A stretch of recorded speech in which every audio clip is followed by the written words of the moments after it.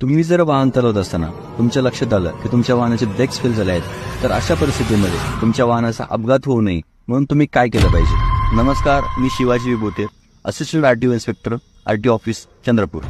गाडीचे brakes fail झाल्यानंतर घाबरायचं नाहीये आणि गाडी बंद नाही करायची, ज्यामुळे तुमची पॉवर स्टीअरिंग ही गाडीची ऑफ होत असते. तुमच्या वाहनाचं हजार्ड बटन हे ऑन करा आणि नंतर हळूहळू तुमची गाडी सेफ लेन मध्ये घ्या. गाडीचे ब्रेक्स फेल झाल्यानंतर हँडब्रेक हा एकमेव ऑप्शन तुमच्याकडे असतो, परंतु हँडब्रेक डायरेक्टली हा ऑपरेट करायचा नाहीये. तुमच्या वाहनाची स्पीड हे कमी करावं लागेल आणि वाहनाचं स्पीड कमी करण्यासाठी तुम्ही लॉवर गिअरला गाडी शिफ्ट करायची.